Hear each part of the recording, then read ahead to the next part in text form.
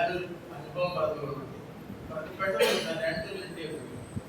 2018 ജനുവരി 21-ാം തീയതി ഞാൻ അമരവൽപൂർ പള്ളിയിലേക്ക് കയറി. കൂടെ മറ്റേ വെട്ടുവഴി ജോർജറ്റായന്റെ ഇളയ മരുമോൾ ജേഴ്സി കൂടെ കവലയിൽ ഞങ്ങൾ ഇറങ്ങി 2 പേരും കൂടെ പള്ളിയിലേക്ക് നടത്തി. ഏതാണ്ട് 50 മീറ്റർ നടന്നപ്പോഴത്തേക്ക് ഒരു ബസ് ഓവർടേക്ക് ചെയ്ത് എന്നെ ഇടിച്ചില്ലെന്നായി. അപ്പോഴത്തേക്ക് അവള് മാഷയെ ബസ് എന്ന് പറഞ്ഞ കാറ്റും പിടിച്ച് മറിച്ചിട്ടു. അല്ലെങ്കിൽ എന്നെ കിട്ടില്ലായിരുന്നു ചമ്മന്തി. ആ സ്പോട്ടിൽ എഴുന്നേറ്റ് നടന്ന് വീണ്ടും പള്ളിയിലേക്ക് പോയി. നമ്മുടെ ആശുപത്രിയുടെ മുൻപിൽ ചെന്നപ്പോഴേ ഒരു വലിയ പേപ്പട്ടി അതിന് സർവ്വലക്ഷണത്തോടു കൂടി വരുന്നു. അവള് പറഞ്ഞു ഭാഷയെ മാറിക്കുമെന്ന് പറഞ്ഞു. ഇവിടെ 6 അടി അങ്ങനെ പോയി. ഞങ്ങൾ അവിടെ നിന്ന് പള്ളി മറ്റേ കട്ടി ഫുള്ളായിട്ട് ദർശനം ചെയ്തു. അങ്ങനെ കുർബാന കണ്ടുകൊണ്ടിരിക്കുന്ന അവസരത്തിൽ ക്രിസ്ത്യൻ പ്രാർത്ഥന അവസരത്തില് അന്ന് സാഹചര്യത്തിന്റെ പായത്തില് ക്രിസ്തുവിന്റെ തനിയിൽ പോകും. സൂര്യൻ ഉദിച്ചു വരുന്ന പോലുള്ള പ്രകാശം കണ്ണും മഞ്ചിക്കും. ഏതാണ്ട് ആ പിള്ളേര് ക്രിസ്ത്യൻ വായന കഴിയുന്നത് വരെ ആ പ്രകാശം വരെ ആ ക്രിസ്തുവിനെ ഞാൻ കാണും. അതിനുശേഷം ഏതാണ്ട് പല പ്രത്യേകതകളും ഈ പള്ളിയിൽ തന്നെ 2-3 അനുഭവങ്ങൾ ഞാൻ ചെയ്തു. അവസാനമായിട്ട് ചെയ്തത് നമ്മുടെ വിമർശനാണ്. വിമർശനം ഭാര്യയെ കൂടി ഒരു ദിവസം സത്യയിലേക്ക് വിടുന്നു.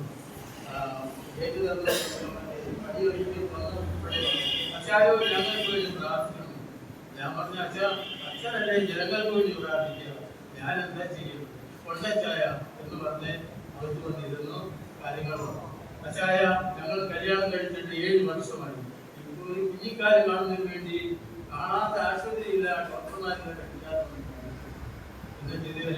അച്ചായൻ ദൈവത്തോട് പ്രാർത്ഥിച്ചാൽ തീർച്ചയായിട്ടും ഉണ്ടാവും. ഞാൻ ശരി, അച്ഛനൊരു കാര്യം ഇന്നത്തെ ഡേറ്റ് എഴുതിയിരിക്കണം, അതിന് ഓർമ്മയിരിക്കണം.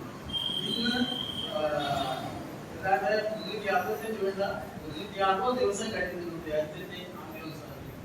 3-ാം മാസം ശരിയായി ആ കുഞ്ഞിന് പൂർണ്ണ വളർച്ചയിലേക്ക് ഓപ്പറേഷൻ ചെയ്തിട്ടു.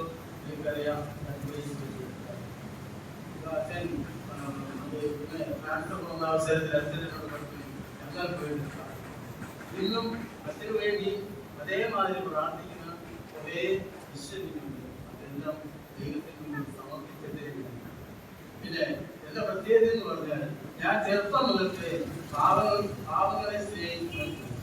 എന്റെ തുച്ഛമായ ശമ്പളത്തിൽ വന്ന് അവർക്ക് ഞാൻ അത്യാവശ്യം അത് തന്നെയല്ല, ദൈവത്തിന് എപ്പോഴും എന്റെ പരിസ്ഥിതിക്കും എപ്പോഴും കിടക്കപ്പെടും, ഇരിക്കപ്പെടും, വെറുതെ ഇരിക്കപ്പെടും ക്രിസ്തുവിനെ എന്റെ മനസ്സിൽ അങ്ങനെ ജീവിക്കുന്ന. അതുകൊണ്ട് ദൈവം ഉണ്ടാവുന്നു. ക്രിസ്തു ജനിച്ചത് ക്രിസ്തു തന്നെയാണ്. ഞാൻ ജനിച്ചത് 89-ാം വയസ്സിൽ